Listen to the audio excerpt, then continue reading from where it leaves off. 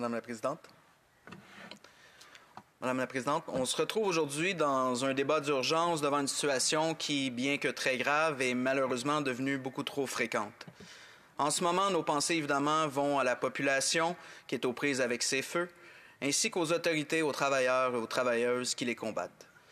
Je suis particulièrement sensible à ce genre de drame humain qui chamboule des vies et qui en marque pour toujours. La situation actuelle nous rappelle cruellement que l'ampleur et la fréquence des catastrophes naturelles ne sont plus des exceptions. Aujourd'hui, nous avons un important débat d'urgence sur les feux de forêt. Un autre débat d'urgence sur cette question. Comprenez-moi bien, il est crucial de tenir ce genre de débat, mais lorsque ce genre de débat d'urgence se répète, c'est peut-être parce que ce Parlement est mûr pour avoir une discussion et un débat sur la racine même du problème, et qu'il est temps que nous ayons un véritable débat d'urgence sur la crise climatique qui frappe de plus en plus fort partout sur la planète, alors que le Canada et le Québec ne font pas exception. En ce moment, ne pas considérer la lutte contre les changements climatiques comme étant au cœur de l'intérêt national est complètement irresponsable. Et pourtant, aucune fois le mot changement climatique n'a été mentionné hier à la rencontre des premiers ministres en Saskatchewan. Pire encore, le gouvernement considère affaiblir les évaluations environnementales pour autoriser plus facilement des projets de pipelines de pétrole et de gaz. Ce n'est pas prioriser la santé et la sécurité du monde que de mettre de l'huile sur le feu en voulant ouvrir la porte à des pipelines de pétrole et de gaz, alors que les énergies fossiles sont les grandes responsables de la crise climatique. Parce que oui, comme mon honorable collègue l'a mentionné, c'est la santé et la sécurité des gens qui est en jeu. Les associations canadiennes pour la santé le disent. Les changements climatiques sont une urgence sanitaire. Ce matin même, l'Association pulmonaire du Canada et celle des États-Unis se sont alliées pour sensibiliser le public aux risques à la santé associés à la fumée des incendies et des feux de forêt. La hausse des températures et la modification des systèmes de précipitation contribuent à des sécheresses plus longues et plus marquées. Cela crée des conditions propices au déclenchement de feux de forêt et de prairies, ainsi qu'à leur propagation rapide.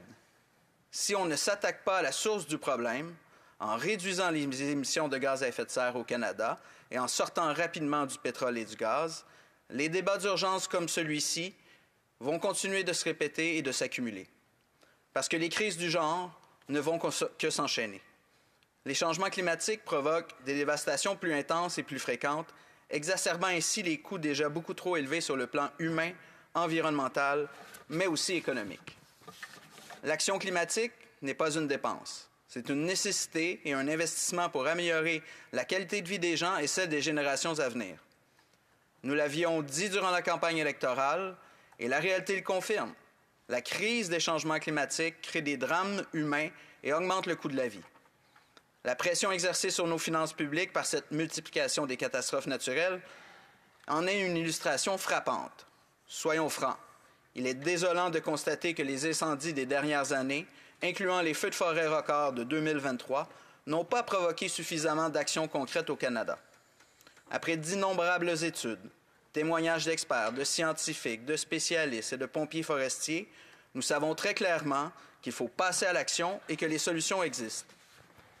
Le Bloc québécois a proposé des actions concrètes non seulement pour limiter les impacts des dérèglements climatiques, mais aussi pour prévenir les risques et réduire les coûts élevés des dommages. En plus des graves coûts humains, ce sont les ménages québécois et canadiens qui essuient déjà les coûts économiques à même leur portefeuille. Il faut rappeler que les estimations passées faisaient état déjà de 620 à 2700 décès prématurés liés à la fumée des feux de forêt, incluant les effets à court et à long terme, et ce entre 2013 et 2018. L'évaluation économique des effets de la fumée des feux de forêt sur la santé de la population a été estimée par année entre 410 millions et 1,8 milliard de dollars pour les effets aigus sur la santé et jusqu'à 19 milliards de dollars pour les effets chroniques sur la santé.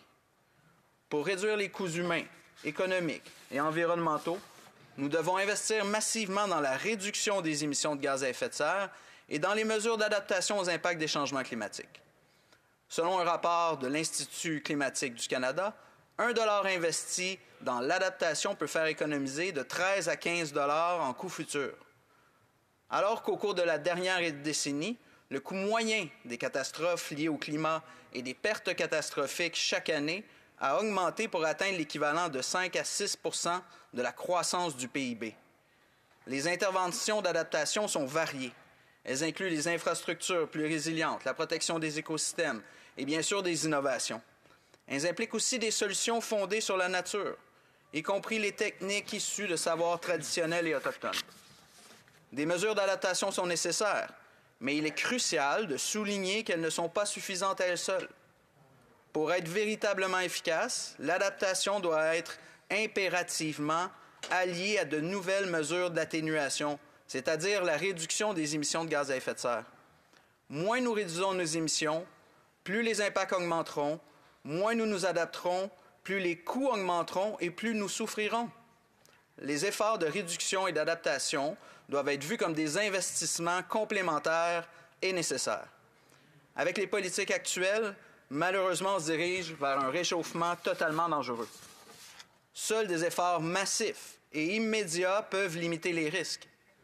Il est donc vital d'agir sur deux fronts, la réduction des émissions de CO2 et les investissements dans l'adaptation au changement climatique.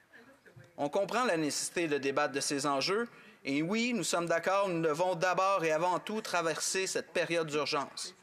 Malheureusement, comme les incendies majeurs sont devenus la norme, les débats d'urgence au Parlement le sont aussi. Et chaque année, nous répétons l'importance de la prévention, de la protection de l'environnement, de la santé et de l'adaptation.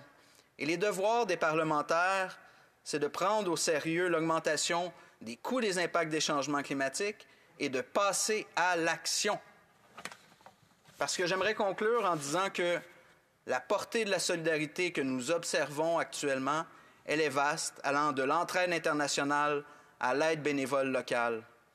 Et la portée de l'aide, oui, elle est multiforme, impliquant évidemment les gouvernements, les services d'urgence, les organisations humanitaires, les citoyens, les communautés, les nations.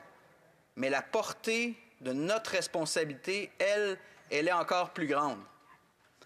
Elle nous appelle à aller au-delà de la gestion de crise immédiate pour faire des investissements par la suite nécessaires dans l'adaptation, dans la réduction des émissions, pour que ces catastrophes-là ne soient plus la norme et espérons-le un jour que ce soit l'exception. Merci, Madame la Présidente. Questions et commentaires.